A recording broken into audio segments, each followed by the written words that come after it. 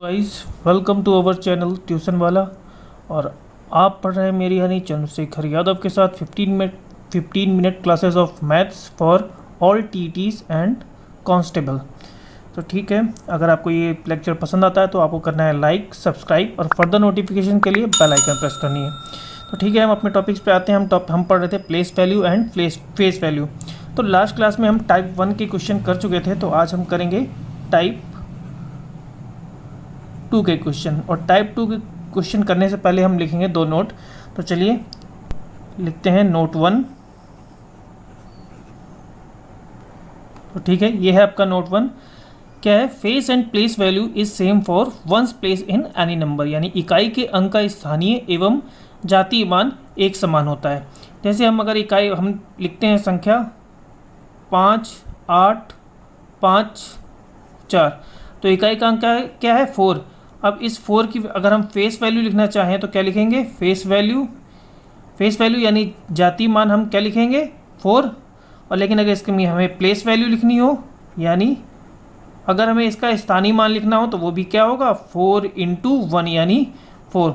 तो कहने का मतलब यही हुआ कि इकाई के अंक का स्थानीय मान, किसी भी संख्या के इकाई के अंक का स्थानीय एवं जातीय मान एक समान होता है। ठीक है, तो अब लिखते हैं फिर अब नोट नंबर 2 क्या है, चलिए देखते हैं। देखिए क्या है नोट नंबर 2।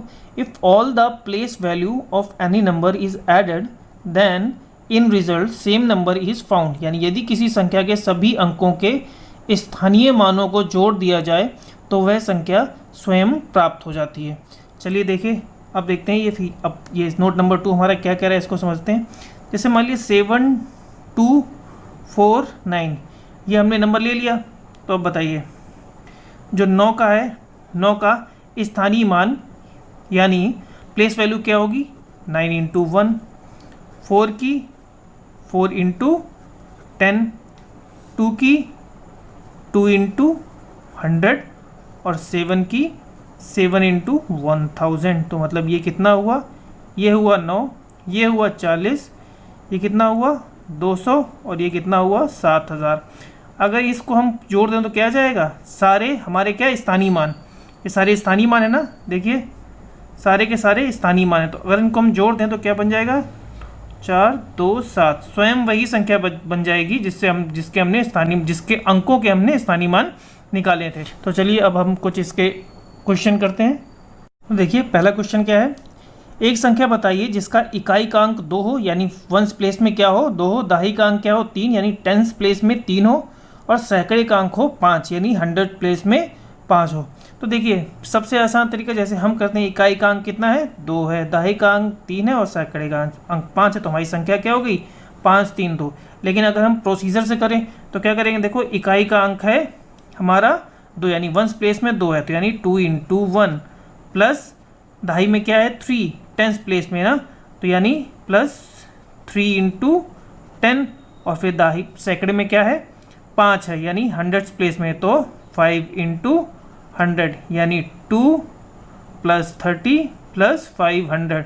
तो क्या हो गया? 2, 3, 5 यानी 532। ओके, अब देखते हैं नेक्स्ट क्वेश्चन क्या है। तो देखिए ये आपका है नेक्स्ट क्वेश्चन। क्या बोल रहा है ये? 25.937 की वैल्यू दी हुई है कि किसके इक्वल दिया है? 2a + 5b + 9c + 3d + 7e है। तो क्या बोल रहा है? 3a + 4b + 9c + 2e का मान बताइए। तो देखिए 25.937 को किसके इक्वल किए गए? 2a + 5b + 9c 3d and 7e के। इसका मतलब ये देखिए, हमने भी इसके पहले क्या हमने पढ़ा था ना, यदि किसी संख्या के सभी अंकों के स्थानीय मानों को जोड़ दिया जाए तो वह संख्या स्वयं प्राप्त होती है। देखो ऐसे तो लिखा हुआ है 2 + 5 + 9 + 3 + 7। बस हमें क्या निकालना है? इसके असली स्थानीय मानों को निकालना है, यानी और हमें साथ में क्या निकालना है? a, b और c और d और e की वैल्यू। तो चलिए देखते हैं। तो हमारा अंक क्या दिया हुआ है? देखियो 25 + 9, 3, 7। तो हमें पहले इसके क्या निकाल लेते हैं? स्थानीय मान।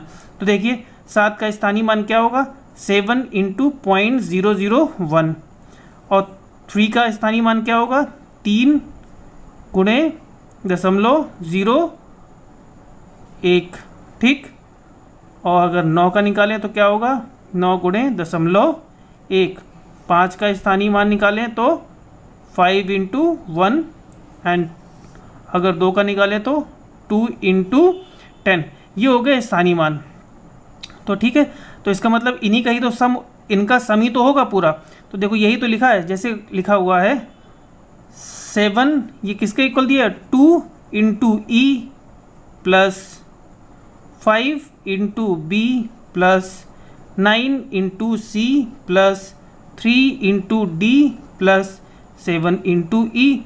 और हमारा यहाँ से क्या, स्थानीय मान के हिसाब से जो हमने अभी नोट पढ़ा था उसके हिसाब से क्या है, इसका मान कितना हो चाहिए, 2 गुणे 10 प्लस 5 गुणे 1 प्लस 9 गुणे दशमलव 1 प्लस 3 गुणे दशमलव 01 प्लस 7 गुणे दशमलव 001।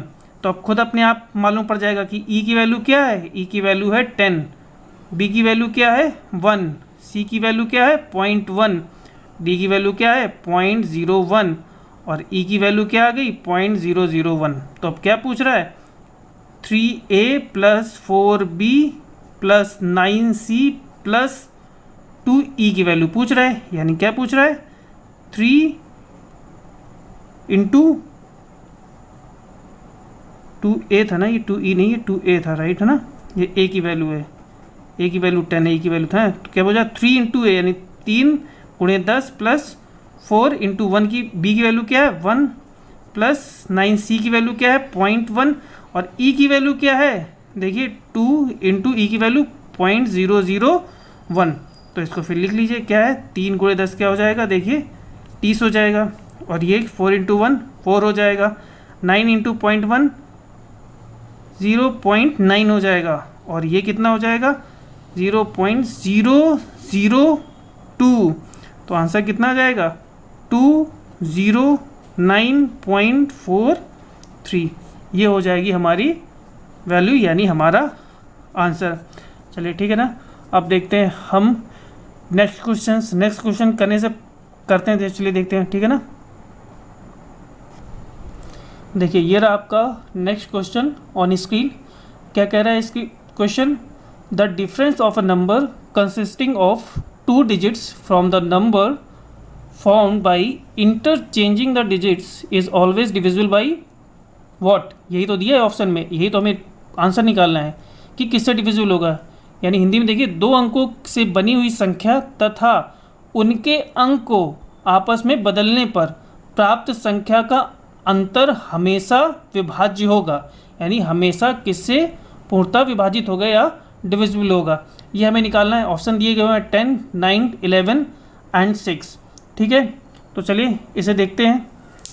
देखिए पहले इसे करना है तो ऐसे क्वेश्चन जिसमें हमेशा ये दिया हुआ, देखो इसमें एक वर्ड लिखा हुआ है ऑलवेज डिविजिबल बाई।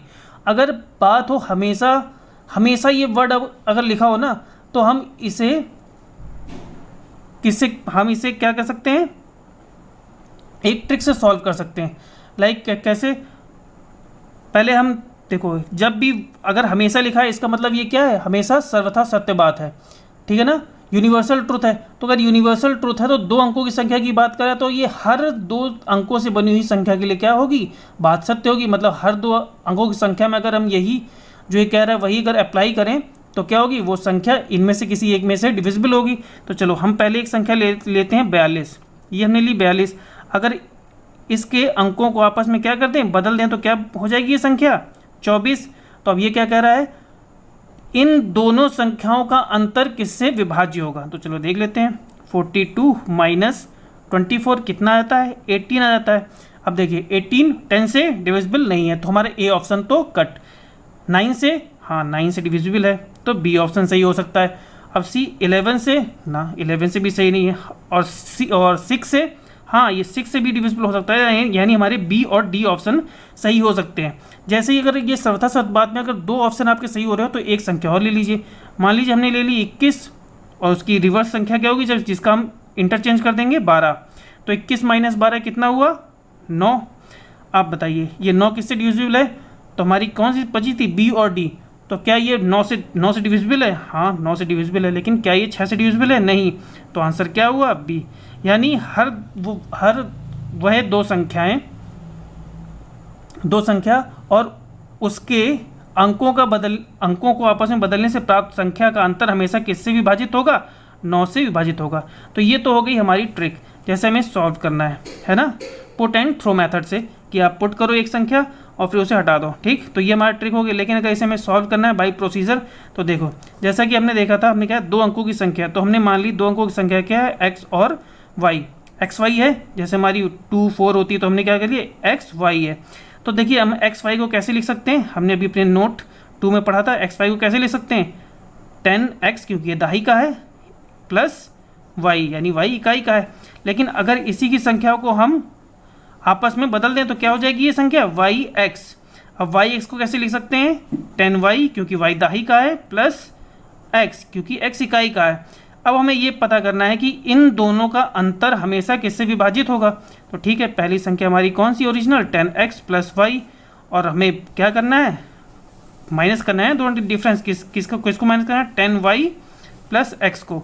तो ये इक्वल किसके हो जाएगा? 10x plus Y minus 10y और माइनस x, ये किसके इक्वल हो गया? 10x माइनस 10x, x से x माइनस होगा और y से y, तो 10x माइनस x क्या हो गया? 9x, और देखो प्लस y से माइनस 10y, तो क्या बचेगा? माइनस का 9y। 9 हम दोनों से कॉमन ले लें तो क्या हो जाएगा? x minus y. अब देखो ये जो संख्या मिली वो हमें क्या मिल रही है? 9 के गुणक में, मतलब 9 इंटू एक्स माइनस वाई। मतलब जो ये हमें संख्या प्राप्त होगी वो हमेशा 9 की गुणक होगी, और जैसे ही 9 की मल्टीपल हुई तो ये अपने आप हो गया कि 9 से डिविजिबल होगी। देखिए 9x minus Y divide by 9, 9 से 9 कट गया, भागफल कितना आ गया? x minus y. मतलब ये संख्या हमेशा किससे होगी? 9 से विभाजित होगी। तो चलिए अब एक इसी क्वेश्चन पे आधारित एक है नोट, क्योंकि ये क्या है? एक यूनिवर्सल ट्रूथ है। मतलब अगर हमें ये मालूम ही होता है कि अगर ऐसी संख्या है, अगर उन दोनों के अंतर क्या होते हैं? 9 से विभाजित होते हैं, तो हम ऑप्शन देखते ही बता देते हैं कि कौन सा होगा? बी होगा। हमें क्वेश्चन सॉल्व करने की ज़रूरत ही नहीं होती। तो इसे हम नोट के रूप में लिख लेते हैं, ठीक है। तो ठीक है, देखिए ये रहा आपका note 1। The difference of a number consisting of 2 digits from the number by interchanging the digits is always divisible by 9। दो अंकों से बनी हुई संख्या तथा उनके अंक बदलने पर प्राप्त संख्या का अंतर क्या होता है? हमेशा 9 से विभाज्य होगा। ठीक है ना। चलिए अब हम अपने सेकंड क्वेश्चन की ओर बढ़ते हैं। देखिए हमारा सेकंड क्वेश्चन क्या कह रहा है, स्क्रीन में देखिए। A number consist of 2 digits if the number found by interchanging the digits is added to the original number, the resulting number that is the sum must be divided by, है ना। यानी दो अंकों की एक संख्या के अंकों का स्थान बदलने पर बनी संख्या को वास्तविक संख्या में जोड़ने पर प्राप्त परिणाम अनिवार्यता किससे विभाजित होगा। देखिए अभी हमने क्या पढ़ा था? दोनों में डिफरेंस किससे विभाज्य होगा। अब यहाँ पर दूसरा क्वेश्चन है कि जो दोनों का एडिशन है यानी सम है वो किससे विभाज्य होगा। और ये भी देखो क्या बोल रहा है? हमेशा अनिवार्यता विभाजित होगा। तो ये भी क्या है? एक यूनिवर्सल ट्रूथ है। तो इसको भी हम क्या कर सकते हैं?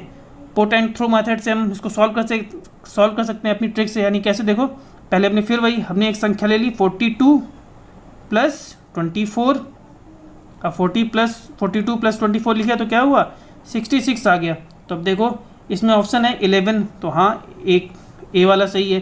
बी 9 नहीं है, 5 भी नहीं है, और डिविजिबल किससे है? 3 से यानी डी से। ठीक है, अब हम फिर दूसरी संख्या लेते हैं। भाई दो हमारे आ गए। देखो आप एक बार पहली बार में भी आप पकड़ सकते हो, ठीक है ना। वो तो आपके ऊपर है कि आपने क्या पुट किया, लेकिन मैं आपको मैक्सिमम पॉसिबिलिटीज़ दिखा रहा हूँ। तो आपने फिर 21 ले ली, 21 और फिर इसकी रिवर्स क्या है? 12। तो अब इसको जोड़ा तो क्या आया? 33। अरे ये भी तो क्या है? इसमें भी ए और डी यानी 11 और 3 दोनों से विभाजित हैं। चलो ठीक है, तो हमें एक संख्या और लेनी पड़ी क्योंकि हमें एक ऑप्शन दोनों में से हटाना है। तो हमने इस बार ले ली 14 प्लस उल्टी क्या होगी? 41, तो इसका क्या हो गया? 55। तो अब देखो ये किससे आ गई? इसमें कौन सा आ गया? ए तो आ ही गया, ऊपर सी आ गया। तो देखो सब में कॉमन कौन सा है? ए ए ए। मतलब अगर दो अंकों की संख्या है, हमें मालूम हो गया ना, हमें तो भैया इन 4 ऑप्शन में से हमें एक ऑप्शन टिक करना है। ठीक, तो हमारा एक तो क्या है? देखो ये क्या है? इसमें से डी तो डिस्कार्ड हो गया, डी तो है नहीं, और इन दोनों में सी नहीं था। तो इसका मतलब सी और डी तो है नहीं, सिर्फ क्या बचा ए ही है जो हमेशा सब में आ रहा है। तो इसका मतलब क्या है, इसका आंसर क्या हो गया ए, यानी 11 से हमेशा क्या होगी, ये संख्या विभाजित होगी। फिर हम आते हैं अपने मेथड पे, वही प्रोसीजर ओरिजिनल मेथड पे। देखो ओरिजिनल मेथड कैसे करेंगे, फिर से हमने एक संख्या मानी क्या, एक्स वाई क्या लिख सकते हैं हम 10x प्लस वाई। अब फिर हमने अगर इसकी हम जगह क्या करते हैं, इंटरचेंज कर दें तो क्या हो जाएगी ये वाई एक्स, इकाई का दहाई में, दहाई का इकाई में, तो फिर क्या हो जाएगी 10y प्लस एक्स। अब क्या करना है इसका एडिशन, तो चलो ठीक है इसका एडिशन कर लेते हैं, x y plus y x equals 10x plus y plus 10y plus x equals 10x plus x 11x और फिर 10y प्लस वाई 11y। तो अब देखिए क्या हो गया, 11 इससे क्या आ रहा है, कॉमन आ रहा है। तो मतलब ये संख्या हमेशा क्या होगी, 11 की गुणक होगी, 11 की गुणक होगी। तो इसका मतलब 11 से हमेशा विभाजित होगी, क्योंकि देखो 11x प्लस वाई और नीचे डिवाइड 11 से 11 हमेशा कैंसिल होगा। x प्लस वाई कुछ भी हो ये हमेशा क्या होगा, 11 तो मल्टीप्लाई में होगा, तो 11 से 11 कैंसिल, x प्लस वाई क्या आ जाएगा हमारा भागफल यानी कोशेंट आ जाएगा। मतलब ये भी क्या हो गई, एक सर्वथा सत्य बात हो गई। और हाँ एक बात और, ये दोनों जो आपके क्वेश्चन थे वो क्या थे, टाइप 3 के क्वेश्चन थे, है ना, ये हमने डिस्कस कर लिया, टाइप 3 क्वेश्चन थे, ठीक है ना। ये दोनों ही क्वेश्चन जो इंटरचेंज वाले थे वो टाइप 3 के क्वेश्चन है, मतलब एक लेवल ऊपर, मतलब इससे ऊपर आपके एग्जाम में नहीं आएगा, ये टाइप 3 लेवल के क्वेश्चन है। तो ठीक है, अब इसका भी स्टेटमेंट हम लिख लेते हैं, यूनिवर्सल स्टेटमेंट। तो चलिए इसका लिखिए, देखिए ये रहा आपका यूनिवर्सल स्टेटमेंट। क्या है ये, आपका नोट 2 डाल लीजिएगा। नोट 2 क्या है ये, addition of a 2-digit number and the number found by interchanging the digits is always divisible by 11। यानी दो अंकों की एक संख्या के अंकों का स्थान बदलने पर प्राप्त परिणाम हमेशा 11 से विभाजित होगा। अगर यही हमें पहले मालूम होता तो हम सीधे बताते, हमें क्वेश्चन सॉल्व करने की जरूरत नहीं होती, स्टेटमेंट मालूम होता तो सीधे हम बता देते कि हमारा ऑप्शन ए सही होगा। लेकिन अगर हमें ये स्टेटमेंट नहीं भी याद रहता तब भी हम अपनी किसी पुट एंड थ्रो मेथड से कर सकते हैं। भाई अपनी अपनी संख्या हमने ले ली, पहले 42 फिर 21 से 14 है ना। तो इस तरह से, क्योंकि जो सर्वथा सत्य बात है तो वो तो हमें हर किसी संख्या के लिए सत्य होगी, चाहे हम जो भी मान लें। तो हम अपनी संख्या कोई भी दो अंकों की संख्या मान के क्वेश्चन को सॉल्व कर सकते हैं। तो ये था आपका आज का लेक्चर। ओके, नेक्स्ट क्लास में हम प्रीवियस ईयर के क्वेश्चंस करेंगे। ठीक है, ओके, थैंक यू।